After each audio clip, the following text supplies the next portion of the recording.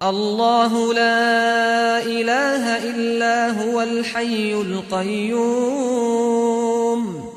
لا تأخذه سنة ولا نوم له ما في السماوات وما في الأرض من ذا الذي يشفع عنده إلا بإذنه يعلم ما بين أيديهم وما خلفهم ولا يحيطون بشيء من علمه إلا بما شاء وسع كرسيه السماوات والأرض ولا يؤوده حفظهما وهو العلي العظيم. بسم الله الرحمن الرحيم. إن الحمد لله نحمده ونستعينه ونستغفره ونعوذ بالله من شرور أنفسنا ومن سيئات أعمالنا من يهده الله فلا مضل له ومن يضلل فلا هادي له أشهد أن لا إله إلا الله وحده لا شريك له وأشهد أن محمدا عبده ورسوله لا نبي بعده. اللهم أنت ربي لا إله إلا أنت خلقتني وأنا عبدك وأنا على عهدك ووعدك ما استطعت أعوذ بك من شر ما صنعت أبوء لك بنعمتك علي وأبوء بذنبي فاغفر لي فإنه لا يغفر الذنوب إلا أنت. Bismillahirrahmanirrahim. Insyaallah kita lanjutkan zikir yang dapat mengusir syaitan. Di antaranya ada bacaan untuk mengusir syaitan di waktu pagi dan petang. Imam Ahmad dan ashabus sunan yaitu Abu Dawud, Tirmidzi, Nasa'i dan Ibnu Majah meriwayatkan dari hadis Utsman bin Affan radhiyallahu anhu, dia berkata, Rasulullah sallallahu alaihi wasallam bersabda, "Ma min 'abdin yaqulu fi sabahi kulli yawmin wa masa'i kulli lailah Bismillahilladzi la yadurru ma'a ismihi syai'un fil ardi wa la fis sama' wa huwa as-sami'ul 'alim thalath marrat fayadurruhu syai'." Kata Rasulullah, tidaklah seorang hamba mengucapkan pada waktu pagi dan petang setiap hari ya Bismillahilladzi la yadurru ma'a ismihi syai'un fil ardi wa la fis sama' wa huwa as-sami'ul 'alim ya selama 3 kali, lalu ada sesuatu yang memudaratkannya? Enggak ada, karena dengan mengucapkan itu, kalaupun terjadi, maka itu Allah Ta'ala ingin meringankan dosanya insyaallah. Kita tafsirkan Bismillah ya, dengan menyebut nama Allah. Dan nama Allah adalah nama Allah. Nama Allah bukanlah makhluk, yaitu dengan menyebut nama Allah Ta'ala. Jadi juga dengan menyeru dan memanggil Allah Ta'ala dengan namanya Bismillah, dengan namanya Allah. Ini merupakan salah satu upaya untuk menyelisihi para tukang sihir ya, orang-orang kafir yang ketika mereka ketakutan, mereka justru atau meminta perlindungan, mereka justru menyebut nama makhluk-makhluk Allah. Yang ada justru nanti jin atau syaitan yang akan datang ya. Jadi Bismillah dengan menyebut nama Allah ini merupakan sikap tawakal kita kepada Allah Subhanahu wa taala.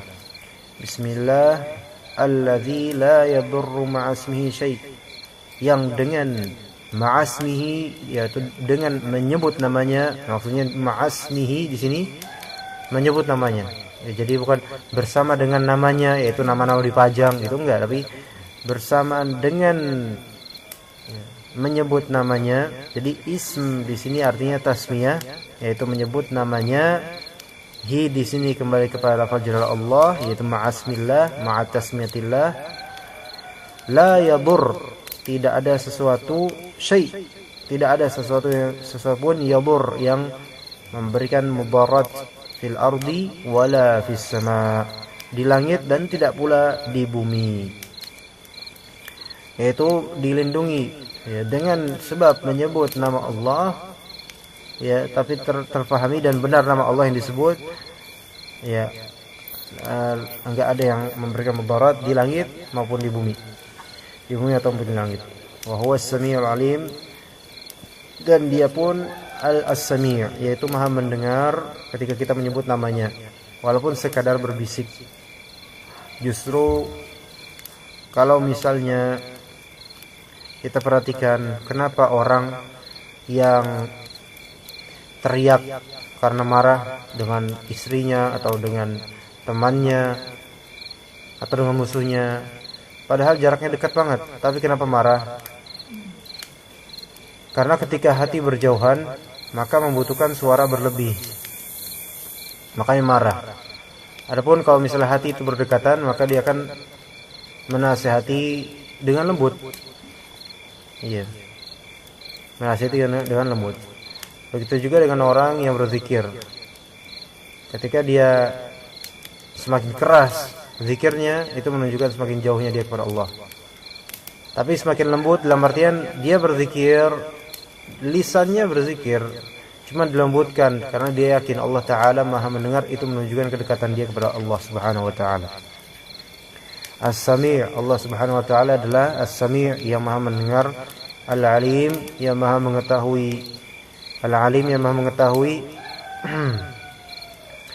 karena Allah Ta'ala lah yang paling tahu tentang kebutuhan kita dan proteksi apa yang terbaik buat kita.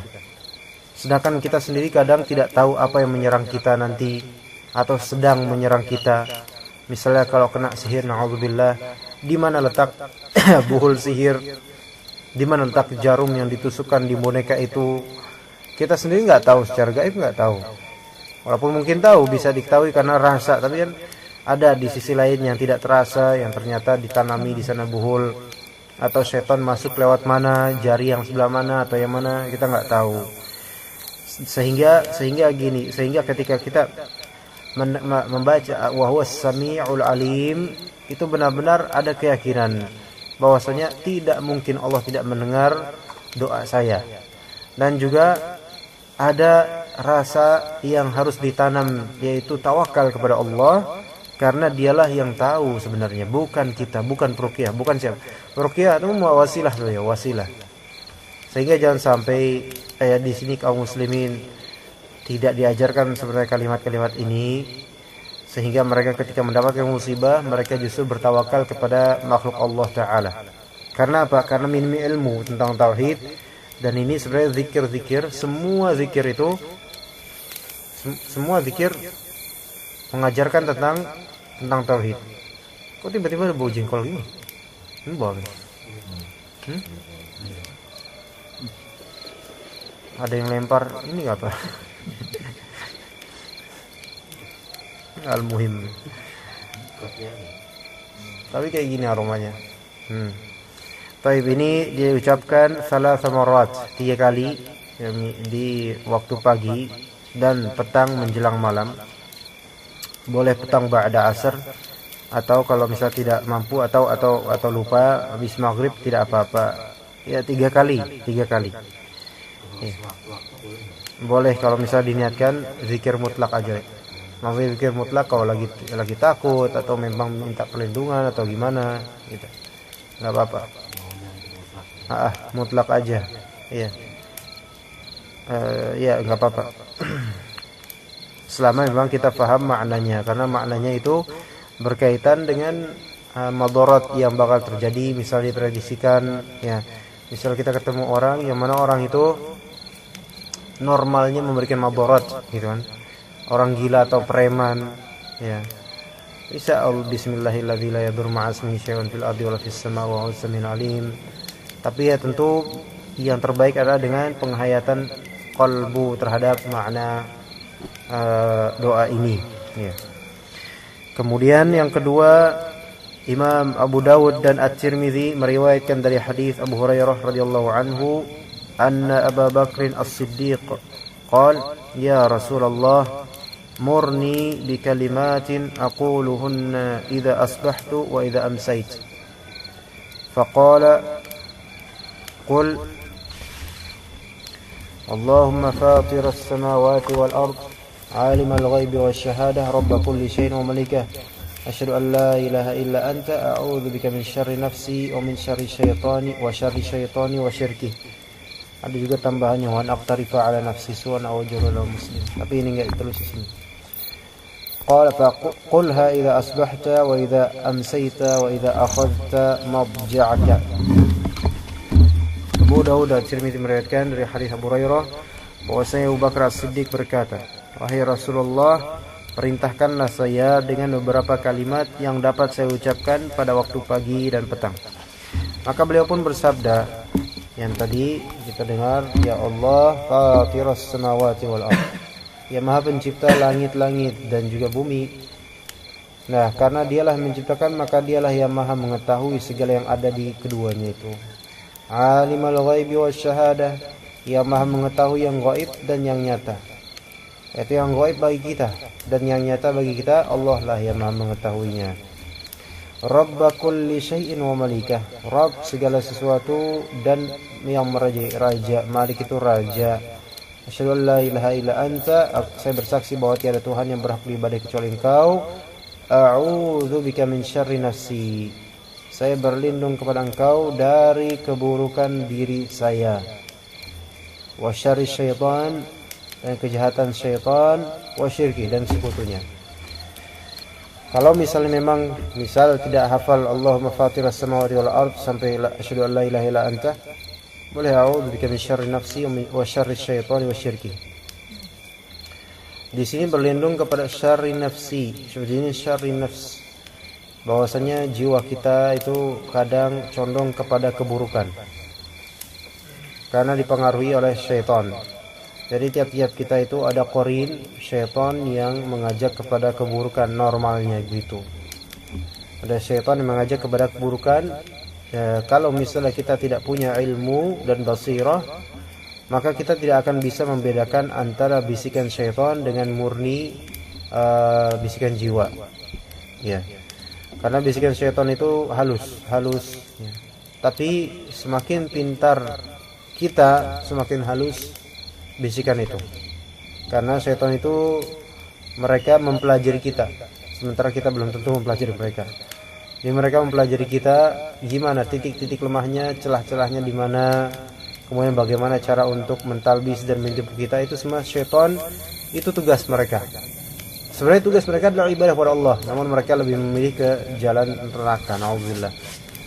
Ya, a'udzubika min syarri nafsi, berarti jiwa kita ini ada keburukan yang harus kita berlindung kepada Allah darinya. Kemudian wa syarri syaitan, dan keburukan syaitan, karena tidak lepas dari keburukan syaitan ini semua. Ya. Wa syirkihi, dan juga sekutunya syaitan. Waalaikumsalam warahmatullahi. Sekutunya syaitan itu beragam. Sekutunya syaitan ya di sini maksudnya manusia. Syirk, yaitu sekutu di sini syirknya, yaitu apa yang mengikuti syaitan, seperti dukun-dukun, orang yang memakai jin untuk penglaris, untuk pesugihan, untuk kewibawaan, untuk hal-hal lainnya banyak. Ini sebenarnya syirkus syaitan semua ini, yaitu temannya syaitan, sekutunya syaitan. Bahkan termasuk juga sekutu syaitan, yaitu tikus-tikus yang ditunggangi oleh syaitan, ya, untuk menyerang suatu rumah, itu bisa. Atau serangga-serangga untuk menyerang suatu rumah, itu juga bisa, sekutunya syaitan, yaitu mereka ditunggangi atau diperintahkan oleh syaitan untuk menyerang suatu rumah. Ya. Jadi mungkin aja seseorang kena santet rumahnya, keluarganya, kemudian banyak nyamuk, nggak habis-habis. Padahal rumah lain biasa aja, rayap mungkin, atau kecoa atau apa gitu, tiba-tiba banyak, atau tikus wirok itu, yang tikus got, dan banyak masuk dan sebagainya dengan cara-cara yang aneh dan gak lazim. Jadi hal-hal semacam itu sangat-sangat mungkin, sehingga kita berlindung pada Allah dari ini semua. Beliau bersabda, bacalah bacaan tersebut ketika engkau memasuki waktu pagi dan petang, serta ketika engkau hendak berbaring tidur. Boleh ini dibaca, ini sunnah. Yang ketiga, Imam Muslim rahimahullah meriwayatkan dari hadis Abdullah bin Mas'ud radhiyallahu anhu, beliau berkata, kana Rasulullah sallallahu alaihi wasallam idza amsa qala amsayna wa amsal mulku lillah walhamdulillah la ilaha illallah wahdahu la syarika lah. Apabila Rasulullah berada pada waktu sore, beliau mengucapkan amsayna wa amsal mulku lillah walhamdulillah la ilaha illallah wahdahu la syarikalah. Kami telah memasuki waktu sore dan kerajaan hanya milik Allah. Kerajaan sore menjelang malam itu kerajaan yang ada perbedaan dibandingkan kerajaan pagi dan siang. Maka perlu ada proteksi yang lebih. Ya, kalau misalnya kita orang sekarang kan malam keluar, nggak zaman dulu malam itu waktunya tidur atau nonton Dunia Dalam Derita. Dunia Dalam Berita ya. Kalau sekarang keluar kemana-mana, ya, itu butuh proteksi lebih orang sekarang ini. Ya, begadang, ya, main pingpong. Ya, butuh proteksi lebih. Tidak ada ilah yang berhak disembah kecuali Allah semata. Tidak ada sekutu bagi Allah. Qala perawi tersebut yaitu Abdullah bin Mas'ud berkata, Urahu qala fihinna, saya menyangka beliau mengucapkan pada kalimat-kalimat tersebut, lahul mulku lahul hamdu wa huwa ala kulli syai'in qadir. Rabbi as'aluka khair ma fi hadhihi al-lailati wa khair ma ba'daha. Wa a'udzu bika min syarri ma fi hadhihi al-lailati wa syarri ma ba'daha. Rabbi a'udzu bika minal kasali wal harmi wa su'il kibar. Rabbi a'udzu bika min 'adzabin fin nari wa 'adzabin fil qabr. Masyaallah. Di sini kerajaan al-mulk dan segala pujian alhamd lahu milik Allah, hanya bagi Allah taala. Wa huwa 'ala kulli syai'in qadir, dan Allah Maha Kuasa, Maha mampu atas segala sesuatu. Rabbi, wahai Rabb saya, as'aluka, saya memohon kepada Engkau, khaira ma fi hadhihi al-lailati wa khaira ma ba'daha, kebaikan apa yang ada di malam ini dan kebaikan apa yang setelahnya. Nah, begitu juga pada pagi hari kita minta sama Allah, Rabbi as'aluka khaira ma fi hadzal yaumi wa khaira ma ba'dahu. Kemudian wa a'udzu bika min syarri ma fi hadhihi al-lailati wa syarri ma ba'daha. Saya berlindung kepadamu dari syarr, keburukan malam ini dan keburukan sesudahnya. Di sini maksudnya bukan mencela malam, bukan untuk mencela malam, karena aslinya ada larangan untuk mencela masa atau waktu. Rasulullah SAW bersabda, dihikayatkan dari Allah Ta'ala berfirman, sebuah hadis qudsi, yu'zini ibnu Adam menyakitiku. Ya, mereka kenapa? Ya, subbuna dahr, mereka mencaci waktu, zaman. Ya, jadi la tasubbud dahr fa inni ana dahr. Janganlah kalian mencaci ad-dahr, masa, sesungguhnya aku adalah pengatur masa. Ya, uqallibul laila wan nahar, aku yang membolak-balikan malam dan siang. Jadi janganlah kita mencaci malam atau mencaci siang. Tetapi kalau untuk sekadar kabar atau ini maksudnya keburukan yang ada pada malam itu dari binatang, orang jahat, perampok dan seterusnya, dan dukun-dukun, maka ini bukan termasuk mencela malam atau waktu. Rabbi, ya Rabbku, ya Rabb saya, a'udzu bika minal kasal. Saya berlindung kepadamu dari al-kasal. Al-kasal artinya kemalasan. Al-kasal, kemalasan ini kadang-kadang memang tabiat pribadi, karena tidak interest terhadap suatu perbuatan sehingga dia malas untuk melakukannya, atau ia bisa juga karena kejahilan, kebodohan. Ya. Makanya di antara kejahilan kita untuk sholat isya atau subuh, ya, misalnya nggak berjamaah, misal kata Rasulullah SAW, seandainya kalian tahu apa yang dibalik sholat isya itu atau sholat subuh, ya la atau tumuhuma walau habwa, kalian tuh akan mendatanginya meskipun ngesot sekalipun, kalian pasti mau datangin, karena ada sesuatu di balik itu yang tidak kita ketahui, ya di surga nanti. Nah, jadi malas itu bisa juga karena jahil, nggak tahu fadilahnya, karena bodoh, karena tabiat juga. Ya, kemudian yang sebenarnya yang mungkin yang paling banyaknya adalah karena syaitan. Kemalasan itu karena syaitan. Kemudian al-haram, kelemahan, wasu'il kibar, dan keburukan di hari tua. Na'udzubillah dari keburukan di hari tua. Sebagian orang Keburukan itu baru didapat ketika di hari tua, penyesalan yang sulit untuk kembali karena masa muda diisi dengan keburukan-keburukan. Tapi namun tidak ada kata telat ketika nafas masih ada, insyaallah tidak ada kata telat. Insyaallah masih ada waktu untuk membenahi diri dan kembali kepada jalan Allah. Rabbi a'udzubika min adzabin finnar wa adzabin fil qabr. Ya Rabb, saya berlindung kepadamu dari azab di neraka dan siksa kubur, na'udzubillah. Jadi ada dua azab. Azab kubur dan azab neraka. Azab kubur di na'udzubillah. Azab kubur di barzakh dan azab neraka di akhirat. Orang yang diazab kubur maka berpotensi untuk diazab di neraka, na'udzubillah. Dan juga di waktu pagi mengganti lafalnya sedikit. Kita lanjut ke nomor keempat. Abu Dawud dan Ibnu Majah meriwayatkan dari Abu Ayyash, anna Rasulullah sallallahu alaihi wasallam qala, man qala idza asbaha la ilaha illallah wahdahu la syarika lah, lahul mulku wa lahul hamdu wa huwa ala kulli syai'in qadir, kana lahu adla raqabatin min waladi Ismail wa kutiba lahu 10 hasanat wa hutta anhu 10 sayyi'at wa rufi'a lahu 10 darajat وكان في حرز من الشيطان حتى يمسي وإن قالها إذا أمسى كان له مثل ذلك حتى يصبح. Barang siapa yang membaca di waktu pagi dengan bacaan yang masyhur di kita, la ilaha illallah wahdahu la syarikalah, lahul mulku wa lahul hamdu wa huwa ala kulli syai'in qadir. Ini dibacanya sekali doang, padahal ada di riwayat lain 100 kali sehari.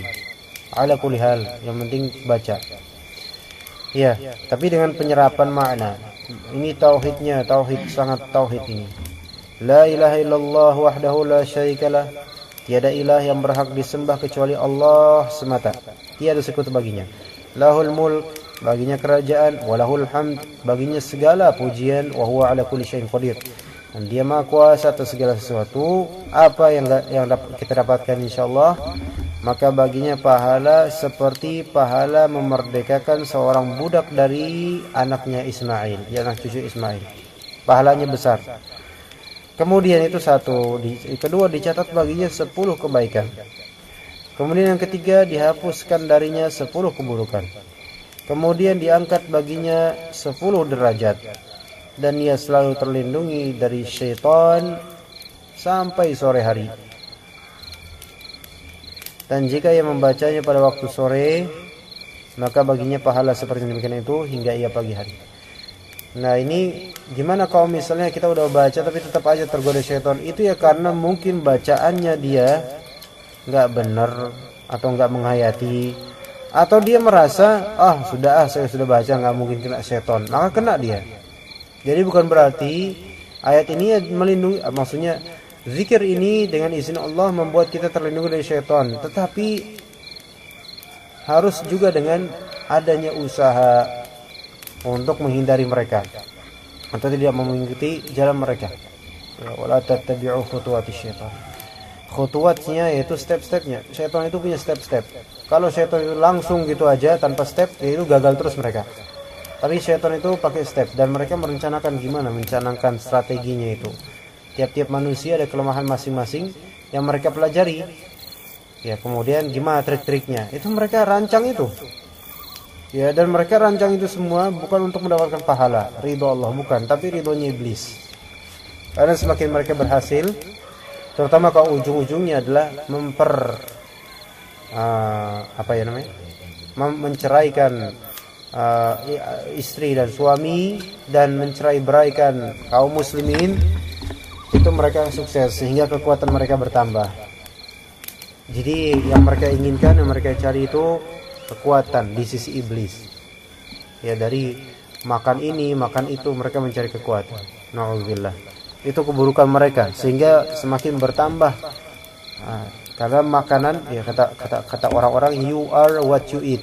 Kamu adalah apa yang kamu makan. Lah kalau misalnya syaitan itu makannya sampah, ya udah, otaknya kayak sampah mereka. Maksudnya pikirannya pikiran sampah. Jadi lebih buruk dari trash of society gitu. Iya, sampah masyarakat itu kan masih ada zat bentuknya gitu. Mungkin masih ada gunanya untuk kita jadiin kuli atau apa gitu kan. Tapi kalau mereka nggak bisa. Kita mau bikin bangunan benteng 1000 benteng semalam nggak bisa. Mereka nggak ada gunanya, yaitu setan, jin nggak ada gunanya. Meskipun jin muslim nggak ada gunanya buat kita, maksudnya kita tidak layak dan tidak boleh meminta tolong kepada mereka sedikit pun. Walaupun mungkin terjadi, kalau masalah terjadi mungkin punya khadam, punya pembantu dari kalangan jin, punya teman dari kalangan jin. Tetapi kita harus ingat bahwasanya asal dari jin itu tidak mau membantu kita kecuali kalau ada rewardnya. Terutama jin yang kafir, nggak bakal mau bantu kita secara sukarela, nggak bakal. Mungkin kita bakal jadi majikannya, tetapi pasti mereka meminta tumbal dan reward. Sekalipun itu hanyalah ritual bid'ah. Yang penting jangan sampai kita ngebosin mereka tanpa adanya imbalan sedikit pun. Enggak. Jadi jangan percaya dengan yang seperti itu gitu. Baik. Ya makanya diantara kasus kemarin yang teman kita itu jin yang wallahu alam kuntilanak itu ya dipelihara oleh seorang ibu-ibu, dan rewardnya apa? Banyak, supaya jin itu tetap setia. Itu reward. Celana dalam suaminya disediain buat kuntilanak itu untuk dijilat-jilat. Iya, suaminya juga kena sihirnya istrinya. Itu Masya Allah kan gitu. Jadi kadang nggak masuk akal ya, nyari celana dalam suaminya, kemudian ditaruh di suatu tempat dikhususkan buat kuntilanak ini, kemudian dia menikmatinya, dan dari situlah dia mendapatkan energi dan semacamnya. Jadi harus ada tumbal atau apa, atau hal-hal lain, nasi atau apa gitu kan. Kita nggak tahu gimana cara dia makan, tapi itulah yang terjadi. Wallahu a'lam.